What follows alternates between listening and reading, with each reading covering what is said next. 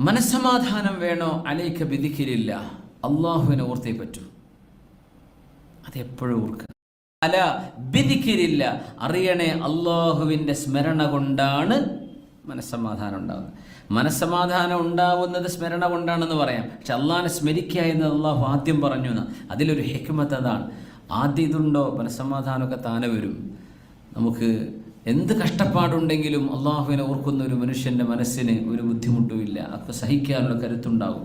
അള്ളാഹു തൗഫീക്ക് ചെയ്യട്ടെ. ഹുബ്ബിന് അങ്ങനെ പ്രശ്നമുണ്ട്. സ്നേഹിക്കുമ്പോൾ നമ്മൾ പലതും ഒരു ഫ്രീഡം കാണിക്കും അവിടെ, അല്ലേ? നുള്ളി വേദനിപ്പിക്കുന്ന പോലെ. അള്ളാഹുവിൻ്റെ ഹുബ്ബിൻ്റെ അടയാളമാണെന്നാണ്. ഇദാ ഹബ്ബല്ലാഹു ഖൗമൻ ഇബ്തലാഹും, അവർക്ക് ചെറിയ പരീക്ഷണങ്ങൾ അള്ളാഹു തആല കൊടുക്കും. അത് അള്ളാഹിൻ്റെ ഹുബ്ബിൻ്റെ അടയാളമാണെന്നാണ് മുഅ്മിനീങ്ങൾക്ക്. അതുകൊണ്ടാണ് ഒരു അസുഖം വരാതിരുന്ന ചില ആളുകളൊക്കെ അള്ളാഹുവിന് എന്നോട് ഇഷ്ടമല്ലേ, അസുഖങ്ങൾ തീരല്ലാത്ത ആൾക്കാർ, എനിക്കിതുവരെ ഒരു ജലദോഷം പോലും വന്നിട്ടില്ല എന്നൊക്കെ പറയുന്ന ആൾക്കാർ കേട്ടിട്ടില്ല നിങ്ങൾ? അത് വലിയ സംഭവമൊന്നുമല്ല. ചെറിയ പരീക്ഷണങ്ങളൊക്കെ വേണമെന്നാണ്. അള്ളാഹുവിൻ്റെ ഹുബ്ബ് അള്ളാഹു എടുത്തു കളഞ്ഞോ, അതുകൊണ്ടാണോ അങ്ങനെ സംഭവിക്കുന്നത് എന്നൊക്കെ ചിന്തിക്കണമെന്നാണ്. ഇദാ ഹബ്ബ ഖൗമൻ ഇബ്തലാഹും, അങ്ങനെ മനസ്സിലാക്കിയാൽ ഈ ലോകത്ത് എന്തിനാ ടെൻഷൻ അടിക്കുന്നത്? ഇന്നല്ലാഹ ഇദാ ഹബ്ബ ഖൗമൻ ഇബ്തലാഹും കർരിർ അദ്ഇയത്തൽ കർബ്, പരീക്ഷണങ്ങൾക്ക് അള്ളാഹു നൽകുന്ന പ്രതിഫലമുണ്ട്. ആ പരീക്ഷണങ്ങൾ നീങ്ങിപ്പോകാൻ അള്ളാഹു തആല പഠിപ്പിച്ച, നബിതങ്ങൾ പഠിപ്പിച്ച ദുആകളുണ്ട്.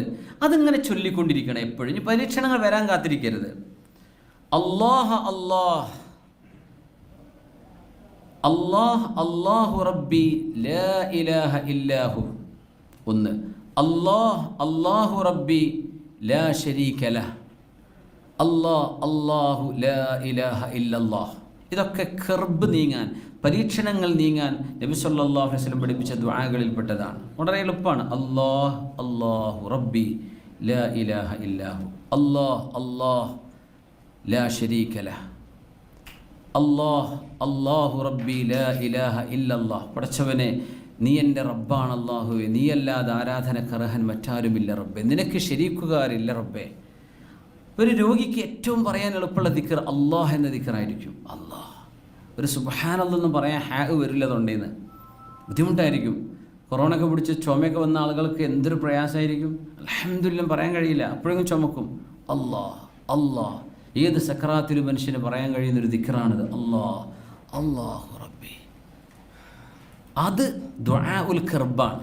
لا إله إلا الله العظيم الحليم، لا إله إلا الله رب العرش العظيم، لا إله إلا الله رب السماوات ورب الأرض ورب العرش الكريم.